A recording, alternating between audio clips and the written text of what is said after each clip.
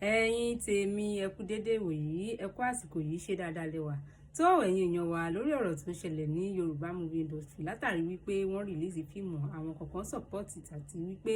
àwọn kọ̀ọ̀kan ò sọ̀pọ́ọ̀tì fíìmù yìí. Ẹ̀yin èèyàn wa mọ̀ wípé láìpẹ́ yìí ò ní òṣèrébìnrin Bíọ́dún Sọ́fùyì òní wọ́n jáde láti wá sọ̀rọ̀ nípa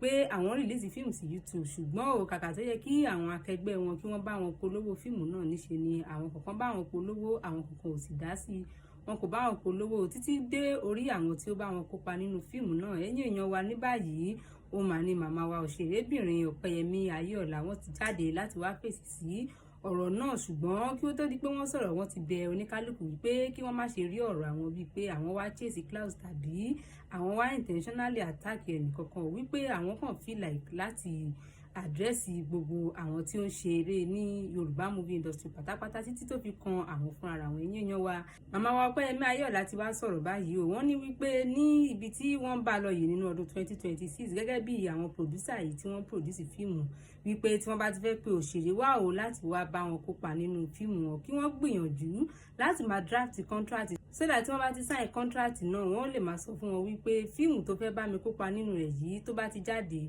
wà bá mi ṣe content wá sì bá mi polówó rẹ̀, tó bá fẹ́ gba extra owó yóò sọ, tí kò bá sì ní gba extra owó wípé yóò sọ, wípé fún ìdí èyí òun rọ̀ gbogbo àwọn akẹgbẹ́ òun kí wọ́n gbìyànjú láti dẹ́kun ìwà wípé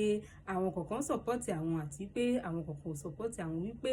kán gbìyànjú láti jẹ́ kí oníkálukú lo péjì rẹ̀ bí ó bá ṣe wù ú. Ẹ̀yin èèyàn wa oríṣiríṣi ọ̀rọ̀ mà ní màmá wa Ọpẹ́yẹmí Ayéọlá sọ, wọ́n ní wípé àwọn akẹgbẹ́ wọn náà àwọn rawọ́ ẹ̀bẹ̀ sí wọn kí wọ́n gbìyànjú láti máa support ara wọn, kán sì jẹ́ kí ìwà wípé Yorùbá movie industry èṣù ní gbogbo wọn, ìwà burúkú wà lọ́wọ́ wọn, kí wọ́n jẹ́ kó dẹ́kun, nítorí wípé gbogbo ìgbàkígbà yìí tí àwọn bá ti wá sí orí ayélujára rí táwọn wá rí wípé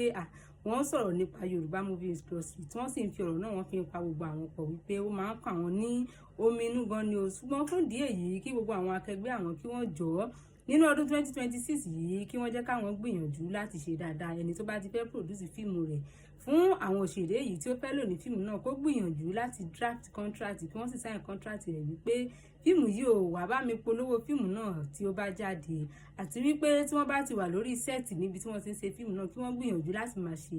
kọ́ńtẹ́ǹtì díẹ̀díẹ̀ títí dé ìgbà tí fíìmù náà tí yóò fi jáde. Ẹ̀yin èèyàn wa ohun tí màmá wa Ọpẹ́yẹmí Ayéọlá jáde láti wá sọ léyìí, tí wọ́n sì sọ wípé kí wọ́n dẹ́kun ìwà tí máa sọ wípé ìgbà tí ọ̀kan lára wọn bá ti kú òní wọ́n máa ń jáde láti wá sọ̀rọ̀ tàbí tí wọ́n máa post fọ́tò rẹ̀. Ẹ̀yin èèyàn wa màmá wa Ọpẹ́yẹmí Ayéọlá ti rawọ́ ẹ̀bẹ̀, bẹ́ẹ̀ ló sọ wípé kí ẹnikẹ́ni má ṣe rí wípé òun jáde láti wá bú òṣèrébìnrin ọmọ Bọ̀tí ò, wípé ọmọ ìyá àwọn òní arábìnrin yìí òní ó jẹ́ ẹnikẹ́ni ò sì lè dára ní àwọn rú, àwọn ò bá sọ̀rọ̀ gangan, ṣùgbọ́n gbogbo àwọn tí ọ̀rọ̀ náà kàn òní àwọn bá sọ̀rọ̀ kí wọ́n jọ̀wọ́ nínú ọdún 2026 yìí kí wọ́n jẹ́ kí àwọn gbìyànjú láti hùwà tí ó dára àti wípé